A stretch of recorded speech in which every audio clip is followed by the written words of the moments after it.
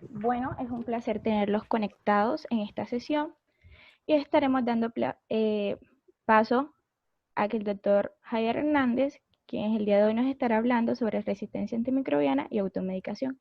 Ya puede iniciar, doctor. Bueno, muchísimas gracias. Muy buenas tardes. Espero que todos ustedes y sus familias estén muy bien. Ante todo, pues darle gracias a Dios porque estamos aquí ante este nuevo día y dándoles gracias a ustedes como organización, pues invitarnos a esta conferencia. Más que todo tiene un enfoque preventivo, un enfoque comunitario para que todos los niveles, las personas de distintos niveles de conocimiento la puedan comprender. Trate de hacerla lo más sustanciosa posible para su entendimiento. Sigue la otra diapositiva, por favor. La siguiente diapositiva. Sí, doctor, ay, que no pasa. Bueno, ante todo, la resistencia antimicrobiana, cuando nos referimos a los gérmenes, como son las bacterias, los virus, los parásitos unicelulares, los hongos, pues nos referimos principalmente a todos esos cambios que se producen a nivel de estos microorganismos que hacen que todos aquellos medicamentos utilizados para combatirlos, para atacar una infección, dejen de ser eficaces, ¿verdad? Y pues bueno, todo esto viene en ascenso. Cada vez es más difícil utilizar antibióticos porque los gérmenes generalmente vienen presentando mayor resistencia al uso de esos antibióticos. Por eso es que uno como facultativo debe tomar una buena decisión para el tratamiento efectivo de una infección, ya sea de tipo bacteriano, ya sea una infección de tipo parasitaria o fúngica, que permita ser efectivo el tratamiento, permita que esas infecciones sean eficaces. Siguiente página, por favor. Entonces, ¿por qué se produce? ¿O desde cuándo se da la resistencia antimicrobiana, propiamente dicha? El origen se remonta a aquellos tiempos arcaicos del mundo, ¿verdad? Inclusive antes de la existencia de la humanidad. Las bacterias, por ejemplo, siempre han existido desde los inicios del mundo y han existido y persistido en todos los medios posibles, ¿verdad? Aquí en el caso, en la gráfica, vemos los diferentes medios donde las bacterias subsisten. Podemos ver aquí los manantiales, por ejemplo, aquí las aguas oceánicas, las aguas profundas del océano, e inclusive hay bacterias que subsisten en medios como la radiactividad. Entonces, esto no es nuevo, estos son mecanismos que estos microorganismos han venido desarrollando desde tiempos inmemoriales del mundo, ¿verdad? Para poder subsistir. Siguiente filmina, por favor. Entonces, nosotros podemos tener presente mecanismos de la misma bacteria o del mismo microorganismo, son intrínsecos, y mecanismos de resistencia adquiridos. ¿Ya? Entonces, ahora los vamos a mirar. Siguiente filmina, por favor. Ya, doctor, es que no sé, Se trabó. tengo problemas. Ya voy. Disculpe. Ok, entonces, bueno, ahí estamos viendo los diferentes medios en que puede subsistir una bacteria, inclusive en medios en donde la especie humana jamás y nunca podrá subsistir. ¿Ya? Entonces, desde allí viene la importancia, son microorganismos inteligentes, ¿verdad? Uno creyera que no, pero son bastante inteligentes, sobre todo en la replicación de la información que ellos necesitan para subsistir, y son adaptables a cualquier medio donde se encuentren. Entonces, hay diversos tipos de resistencia, hay diversos mecanismos que los vamos a ver. detalladamente en la siguiente filmina. Dame la siguiente, por favor.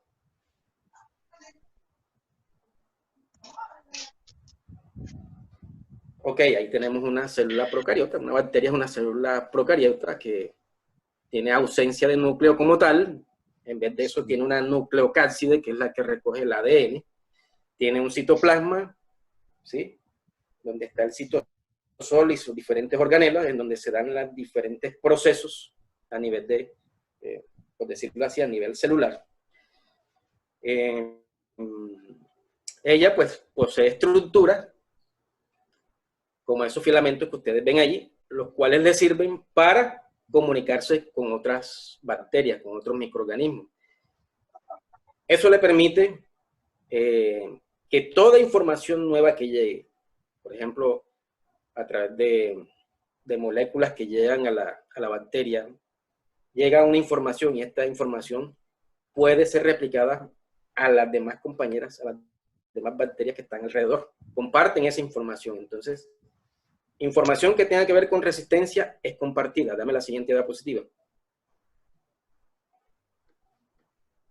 Vemos allí los diferentes organelos. Entonces, dame la siguiente, por favor.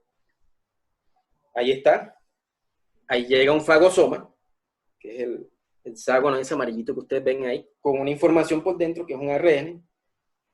La bacteria la recibe, ¿verdad? Toma esa información y esa información, ella lo que hace es transformarla, apropiarse de ella, ¿cierto? Para poder adaptarse a ese medio en el que está. Y esto es uno de los mecanismos de resistencia. Toma esa información, se transforma ella y esa información la comparte. Dame la siguiente diapositiva. Dame la siguiente, por favor. Sí, doctor, ya. Es que no sé qué le pasa.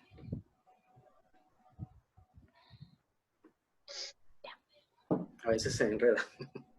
Bueno, ahí vemos cómo esa información es replicada al resto, ¿verdad?, de las compañeras que se encuentran alrededor. ¿Sí? Y vemos allí que esa información replicada es la que permite que todo ese acúmulo de bacterias, de microorganismos, tengan esa misma información y generen resistencia. Ahora vamos a ver los diferentes mecanismos. Dame la siguiente.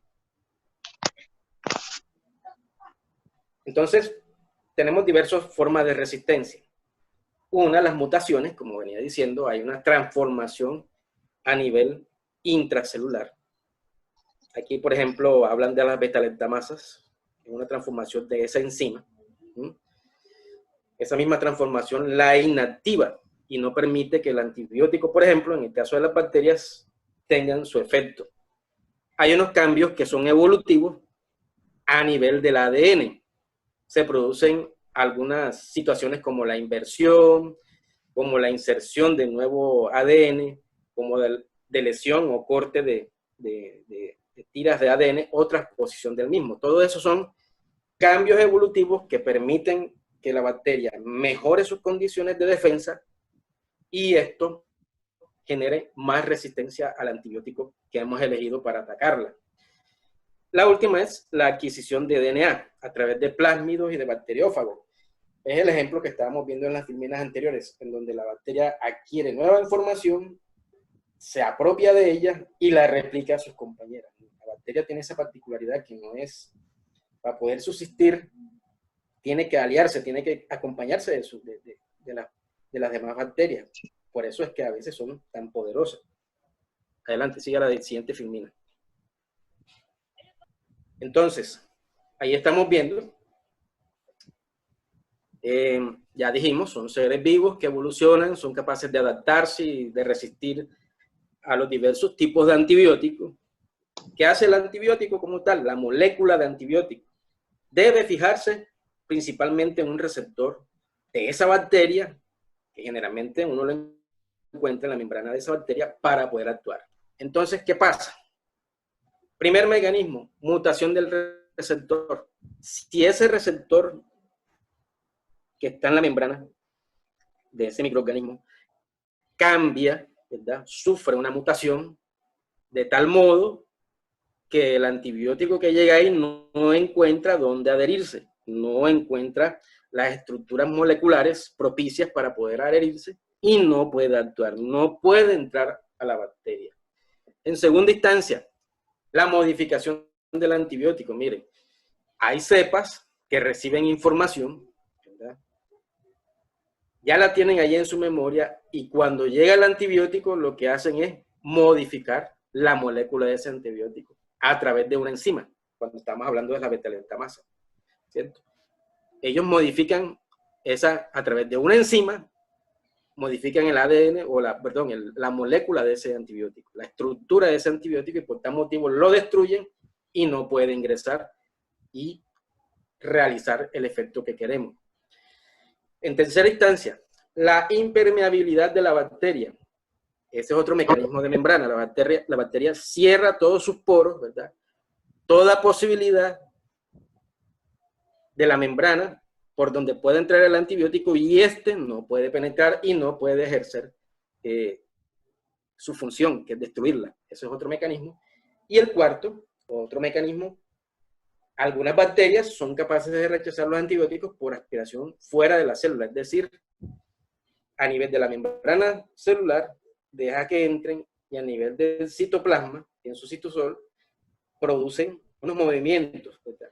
Los movimientos a través del citosol que propician que ese antibiótico se salga rápido, o sea, logra entrar, pero la misma bacteria lo rechaza rápidamente, de tal manera que no puede ejercer su función bactericida o bacteriostática. Dame la siguiente diapositiva. Entonces, ahí estamos viendo todos los mecanismos posibles.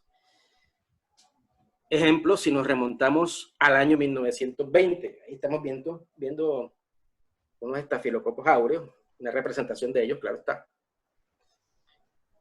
Hacia esa época no existían todavía los antibióticos. Recuerden que el primer antibiótico que se descubrió fue la penicilina, que proviene de un hongo que es el Penicillinum, a través de la cual se pudo descubrir este antibiótico y empezar a manejar a los pacientes, pero eso fue alrededor del año 1940-1945. Entonces ahí estamos viendo a esos estafilococos bien contentos, bien felices, porque no tenían enemigos, no tenían quien los combatiera en ese momento. Por eso, en esa época, pues los cuadros infecciosos que se complicaban, que el organismo no podía combatir a través de su arsenal inmunológico, pues las personas se complicaban y se morían de cualquier cuadro infeccioso. Dame la siguiente diapositiva, por favor. La siguiente, porfis. Allí vemos la aparición en rojito allí de un estafilococo con resistencia, con una enzima que se llama penicilinasa. Pero bueno, si la penicilina se descubrió en 1945, ¿por qué en 1920 hay un estafilococo resistente ya a la penicilina, con la penicilinasa? La teoría, la más acertada, es que se dice que alguno de estos estafilococos seguramente tuvo contacto con este hongo que les hablé al principio y pudo generar resistencia a la penicilinasa, aun cuando todavía la penicilina no estaba descubierta, no estaba siendo utilizada para el manejo de las infecciones. Entonces, probablemente fue así. Ya antes de ni siquiera de existir la penicilina, ya había resistencia a la misma, en el caso del estafilococo. Sí, dame la siguiente.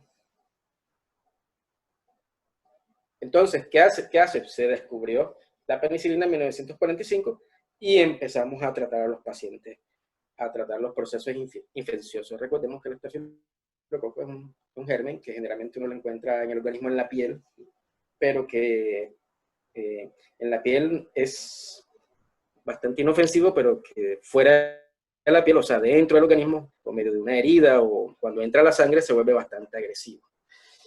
Listo, se descubrió la penicilina y vemos a los estafilococos ya no muy felices, ya les llegó el enemigo, ya se pusieron tristes, empezó la penicilina a matar a estos estafilococos que no son resistentes, pero ahí está el rojito que está feliz porque tiene penicilinasa, tiene la enzima que ocasiona resistencia a ese antibiótico, lo neutraliza.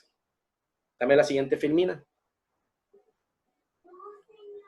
Y ese que quedó resistiendo se replica, ¿verdad? Se replica, produce otros estafilococos resistentes. Dame la siguiente. Y a pesar de que se descubrió la meticilina, ¿verdad?, con la cual también podemos atacar a los estafilococos, resulta de que hay uno que siempre es resistente, hay uno que siempre utiliza mecanismos de defensa, mecanismos de resistencia para poder subsistir. Estamos viendo el verdecito, todos contentos ahí, inclusive los rojitos, y el verdecito también está contento. Llega la meticilina, dame la otra diapositiva.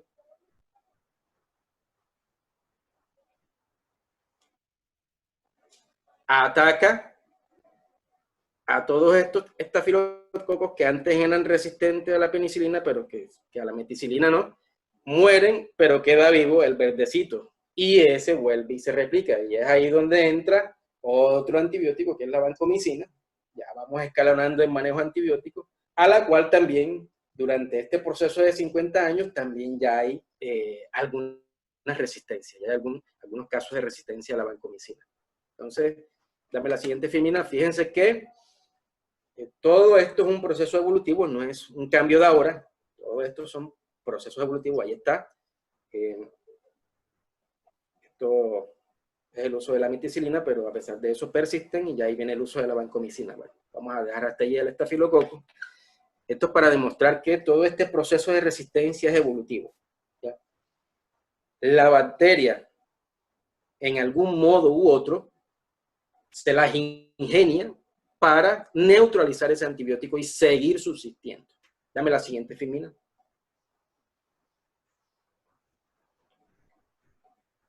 Bueno, entonces, en resumen, ¿qué hace una bacteria resistente?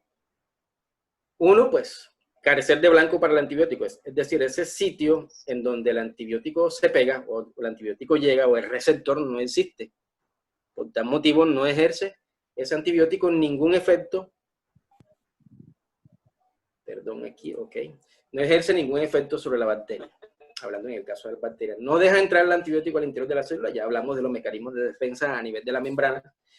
Modificar los sitios de unión del antibiótico, eso lo hacemos a través de las estructuras de ADN y ARN. Genera enzimas que destruyen el antibiótico, ya lo vimos en el caso de la beta-lactamasa. Producir bombas de flujo que sacan el antibiótico, también mecanismo de membrana, el antibiótico entra, pero la bacteria se apresura en sacarlo rápidamente. Y codificar genéticamente la información y compartirla con otras bacterias. Entonces, hace todo esto y esa información la guarda, la reserva y la comparte con sus compañeras. ¿Para qué? Para seguir subsistiendo. Eso ya son los mecanismos más conocidos de resistencia bacteriana. Dame la siguiente, por favor. ¿Cuáles son los factores que predisponen a un incremento en la resistencia antimicrobiana? Uno de estos somos culpables, los facultativos, los médicos, el uso indiscriminado de antibióticos. Y en parte los pacientes también. A veces prescribimos el uso antibiótico siendo que el cuadro es netamente viral, ¿verdad? La mayoría de las infecciones respiratorias agudas son de tipo viral. Y sin embargo, prescribimos antibióticos, sobre todo a la población pediátrica, ¿cierto? El uso de dosis inapropiadas. Hay que tener en cuenta, y esto es para pacientes, más que todo, y para médicos también, por qué no decirlo, que siempre se deben tener pendientes las dosis adecuadas. Eso lo vamos a explicar en detalle en otra filmina más adelante. ¿Por qué? Porque hay un flujo, un pico de acción del medicamento o del fármaco o del antibiótico, ¿verdad?, que luego llega a su descenso. Y por tanto, hay que dar la siguiente dosis. Si uno lo que hace es tomar dosis de más en el tiempo no indicado, lo que está es propiciando una resistencia antibacteriana. Bueno, ya lo dijimos, utilizarlo en situaciones virales. No todos los cuadros infecciosos son bacterianos, hay cuadros virales y hay que aprender a identificarlos, ¿verdad? las combinaciones necesarias, es muy conocido que al combinar un antibiótico con otro es para propiciar que haya aumento en la eficacia de uno de los dos antibióticos, generalmente del primero que uno pone, ¿sí? Pero a veces no sucede así, y lo que propiciamos es una recarga de antibióticos en el organismo que es innecesario. Utilizarlo en ambientes no humanos como uso veterinario. Esto sí está plenamente establecido, que hay un uso indiscriminado de antibióticos en los animales también, y esto propicia que el medio ambiente donde ellos se muevan o se organicen se contamine también, o sea, haya una excreción de antibióticos en esa zona, en esa área. Cualquiera de los gérmenes viene y coge información de ese antibiótico excretado y genera información, ¿ya? Que pueda generar resistencia a ese antibiótico. Entonces, el uso indiscriminado de los agentes antibacterianos en la veterinaria también es una causa. La contaminación no controlada del medio ambiente. Aquí, por ejemplo, en las instituciones hospitalarias, dame la siguiente filmina, dame la siguiente, en donde por años y años, pues se ha establecido el manejo de pacientes, ¿sí? En el caso del manejo de pacientes tenemos allí un paciente con una infección. El médico, que está de aquí de este otro lado, prescribe el antibiótico, ¿ya? Las dosis durante cierto tiempo y por tantos días. El paciente se toma su medicación o se le aplica su medicación, dado si son antibióticos endovenosos, va al baño, excreta todos los metabolitos de ese antibiótico y esas excretas van al medio ambiente, a las aguas. ¿Ya? ¿Qué pasa aquí? Que el germen toma esa información, está en contacto con el antibiótico, toma esa información y él busca la manera posteriormente de generar resistencia a través de los mecanismos que ya vimos. Vamos para la siguiente. Siguiente diapositiva, porfis. ¿Qué se debe hacer? Usar los antibióticos cuando se necesiten, ¿verdad? Y con el espectro necesario. Ya esto es responsabilidad netamente del médico y es responsabilidad del mismo hacer hincapié, énfasis en que el paciente debe tomarse ese antibiótico a las horas adecuadas, las dosis adecuadas y por el tiempo indicado. No usarlos de forma profiláctica, salvo las circunstancias donde esto ha sido demostrado que sí funciona, ¿sí?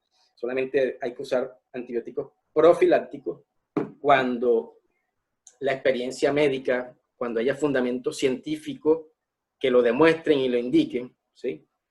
Y no hacerlo porque a mí me dé la gana, ¿sí? No utilizarlo en el tratamiento de la virosis, ya esto lo discutimos, ya esto lo hablamos, no uso de antibióticos para enfermedades virales. Controlar la prescripción indiscriminada, también es culpa de los médicos, el uso de antibióticos indiscriminadamente, sin necesidad, y muchas veces en las dosis no adecuadas, en el tiempo no adecuado. Dame la siguiente diapositiva. La parte de automedicación. Bueno, cuando una persona decide automedicarse, que de por sí ya es un error, ¿verdad? Puede tener 4 consecuencias que pueden ser funestas, que pueden ser graves. La primera, no se combate la enfermedad. Si la persona se automedica porque el tío le dijo, porque el compadre le dijo, porque la comadre le dijo, que el vecino le dijo que esa pastillita le sirvió para tal cosa, que también le puede servir a él. Tremendo error y craso error. Porque, por ejemplo, para casos de dolor abdominal, ¿cierto? Al usar antiespasmódicos como la buscapina, y pongo este ejemplo porque es una de las cosas más comunes que uno encuentra, enmascaramos ese cuadro abdominal. No sabemos realmente qué es lo que tiene ese paciente. El abdomen es una caja de Pandora. Aquí puede haber cualquier cosa y dependiendo de la evolución del cuadro, las manifestaciones clínicas, ¿verdad? Entonces, por ejemplo, en el caso de una apendicitis, si usted usa buscapina, lo que hace es enmascarar el cuadro clínico porque está aliviando un dolor, está haciendo manejo sintomático, no está haciendo manejo de la enfermedad, y entonces este paciente se tranquiliza, todo se tranquiliza mientras el dolor no esté. Y vamos a ver que el proceso inflamatorio sigue. Se puede perforar ese apéndice, ¿verdad? Y terminar complicándose con una cirugía, ¿cierto? En la cual el paciente puede presentar sepsis de origen abdominal, se puede terminar complicando con esa sepsis y se puede terminar muriendo. Entonces, esto es una de las consecuencias graves de la automedicación. Dame la siguiente filmina. Dame la siguiente filmina. Puede provocar dependencia. El uso de fármacos como antipsicóticos, antidepresivos, ansiolíticos, relajantes. Estos tienen su acción principalmente a nivel central, ¿verdad? Y pueden provocar dependencia. Entonces, aquella persona que, por ejemplo, no puede dormir y se toma un relajante en la noche para poder dormir, ya le va bien el primer mes, el siguiente mes ya tiene que tomar 2 pastillitas, y el tercer mes tiene que tomarse 3, y va a llegar el momento en que va a depender de la pastillita para poder dormir. Entonces, ya eso, las drogas los fármacos son drogas también, y como droga puede producir dependencia, ¿ya? Esos fármacos deben estar en constante vigilancia por el médico, quien es el que indica el tratamiento durante el tiempo indicado y los efectos que quiere que este medicamento tenga sobre el paciente. Dame la siguiente filmina. Dame la siguiente filmina. Efectos secundarios. Todos los medicamentos, la mayoría, pues, para no hablar de todos, tienen efectos secundarios. Entonces hablamos de efecto colateral, que es una consecuencia no buscada que forma parte de la propia acción farmacológica de un medicamento, por ejemplo, la resequedad en la boca por el uso de anticolinérgicos. Hay otro efecto que es la reacción adversa o efecto indeseable, que hace referencia a los efectos no buscados, que además son perjudiciales, ¿verdad? Y tiene importancia si tenemos en cuenta que un efecto secundario como la somnolencia puede ser deseable para algunas situaciones. Ejemplo, la benzodiazepina recetada en el paciente anciano que sufre de insomnio. Y el efecto secundario como tal ya es un efecto, una reacción no buscada, que es consecuencia de la acción fundamental del medicamento. Por ejemplo, cuando usamos diuréticos, podemos bajarle el potasio al paciente y todas las complicaciones de una hipocalemia. En la diapositiva de la derecha, pues, vemos qué se debe hacer durante una emergencia en el uso de medicamentos. Por ejemplo, cuando damos una dosis inadecuada, cuando nos pasamos de dosis, se presenta pérdida o cambio de conocimiento, cambios de coloración de la piel, dificultad para respirar, dificultad para tragar o deglutir, ¿sí? Edema de los labios o la lengua o hinchazón, proceso convulsivo, reacciones de tipo urticaria o lesiones o reacciones adversas en piel, y la incapacidad o habilidad para moverse, para hablar, por ejemplo, para moverse. Hay que llamar a la línea de atención, a la urgencia. Y ya en los centros hospitalarios, cuando hay un evento adverso, como es dar un medicamento a un niño equivocado, o cuando un medicamento equivocado se le da a un niño, o cuando se le da una dosis inadecuada, una sobredosis, cuando se da por vía equivocada, hay que llamar, hay que pedir ayuda a la línea de toxicidad, ¿sí? Entonces, para tenerlo en cuenta, hay unos efectos secundarios que si nosotros nos ponemos a automedicarnos van a aumentar, porque la persona no sabe realmente la dosis que puede estar tomando, si es benéfica, si es terapéutica o si es tóxica, y todos esos efectos que pueda ocurrirle. Dame la siguiente filmina.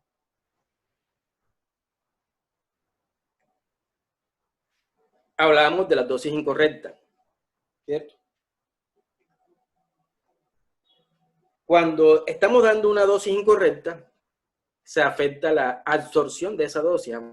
Hablábamos, por ejemplo, en el caso de los antibióticos, que los antibióticos hay que dar la dosis en una hora correcta durante ciertos días, ¿verdad? y evitar el consumo de algunos alimentos que puedan bloquear ese antibiótico. Entonces, hay personas que adelantan una dosis del antibiótico creyendo que les va a hacer mejor efecto. No. Como les decía, hay un pico máximo de efecto de ese antibiótico que después va bajando y ahí es donde viene la segunda dosis o la siguiente dosis, como quiera que sea. Entonces, cumplir con la dosis correcta en el tiempo correcto, ¿verdad? Durante el periodo que el médico ordena. Entonces, para que no se afecte la absorción según la dosis. Terminar de completar el tratamiento como le indica el médico. Hay pacientes, por ejemplo, en el mismo caso de los antibióticos, no se terminan el antibiótico durante el tiempo que el médico les dijo, o a veces no cumplen con las dosis. También de esa manera se produce mecanismos de resistencia. Ya cuando lo necesiten nuevamente ese antibiótico, ya el germen ya hizo memoria y ya no le va a servir. La exposición a los efectos colaterales, ya hablamos de esto en la diapositiva anterior. Mucho ojo con los medicamentos, entre comillas, de uso libre, porque ese es un problema que tenemos en Colombia. En otros países, así sea para mandar un acetaminofén, te piden fórmula médica en la farmacia. Y te meten enseguida a un programa de cómputo, un software donde debe aparecer en qué tiempo te vas a tomar ese analgésico. ¿Ya? Aquí no, aquí es de uso libre. ¿Ya? Te compras su acetaminofén. Si no lo usa en las dosis adecuadas, si se automedica y lo usa en las dosis no adecuadas, ¿qué va a producir? Una carga, una sobrecarga en el hígado, ¿verdad? El hígado, entre otras funciones, tiene la función de desintoxicar el organismo, ¿ya? La función de desintoxicar. Entonces, si usted lo sobrecarga, al final lo que va a tener es una insuficiencia hepática. Ese hígado que trabaja tanto para que no nos intoxiquemos, si usted lo pone a trabajar de más, ya él cumple su ciclo, su periodo, y entonces ya no va a servir para desintoxicar el organismo. Recordemos el caso de la señora en Bogotá que compró, que el médico formuló bien, entre otras cosas, esa formulación estuvo bien, formuló albendazol para los 2 niños en su dosis adecuada, él calculó la dosis y colocó muy bien en su fórmula médica, fue una fórmula médica digitalizada, ¿ya? Porque a veces la fórmula médica las hacen a mano y a veces no se entiende, entonces eso es otro error que los médicos debemos corregir, que la letra se entienda, indicarle bien al paciente cómo debe tomarlo, ¿verdad? En ese caso, fíjense que las presentaciones de Genfar, para ese caso específico, en la caja son casi que iguales, pero la presentación de los frasquitos son diferentes, por eso es que uno debe leer, y debe leer la fecha de vencimiento, debe leer la dosis en la que viene la presentación, y estar seguro de lo que vamos a hacer, de lo que vamos a dar. Entonces, usó las goticas de tramadol en vez de albendazol, muy diferente el nombre, la verdad, que ahí sí, para que haya equivocación de parte del auxiliar de farmacia, para equivocarse, pues, craso error. La señora que de pronto no leyó bien, y lo que sí le hizo caso fue a la dosis que tenía que darle a los niños. Bueno, entonces una sobredosis, una dosis tóxica. Ustedes saben que el tramadol tiene efectos a nivel central de presión respiratoria, chao. Lamentable. Dame la siguiente diapositiva. Entonces, dame la siguiente. Una adecuada receta médica. Y esto va para médicos y esto va para pacientes. Debe tener el nombre de la institución de salud en donde se prescribe, la información completa del paciente, la fecha en que se formula, ese punto 3 de RX, eso es para exámenes complementarios, si se piden. Debe tener la inscripción, esto es lo más importante, nombre del medicamento, concentración o potencia, forma farmacéutica y la vía de administración. En la suscripción es lo que dice debajo, cómo debe aplicarse, indicaciones para el paciente e indicaciones o instrucciones para el farmacéutico, ya que de pronto sean soluciones preparadas, por ejemplo.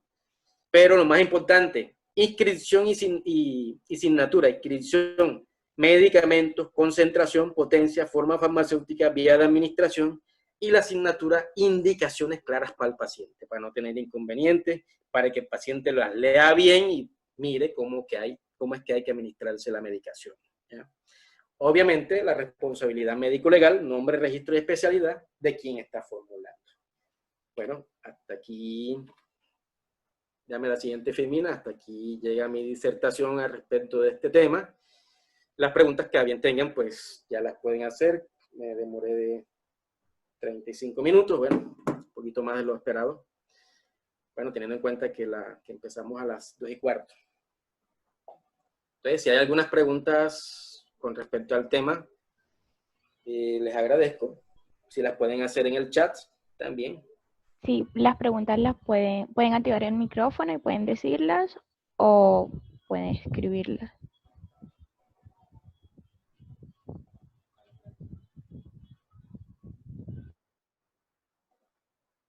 Hay una pregunta de que dice, ¿a qué se refiere con potencia?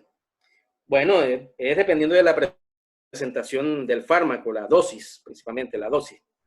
Y cada cuánto tiempo hay que usar esa dosis.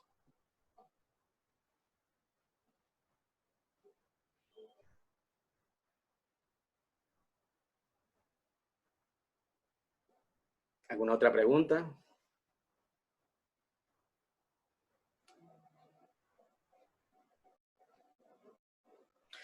Bueno, listo. Entonces, yo creo que damos por terminado. Espero que pues hayan recibido la información de muy buena manera.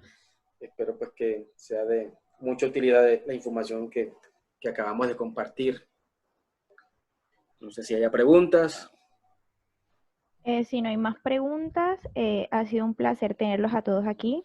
Agradecemos al doctor Haider Hernández por su participación y a su tiempo y a ustedes por haberse conectado. Esperamos que la charla de hoy haya sido de mucho provecho para todos y atentos porque mañana estará en el perfil de nuestro video de los 12 mandamientos de automedicación. La charla de hoy también fue grabada y se subirá al canal de la asociación y al canal de Orange Doctor. Muchas gracias. Gracias, hasta luego.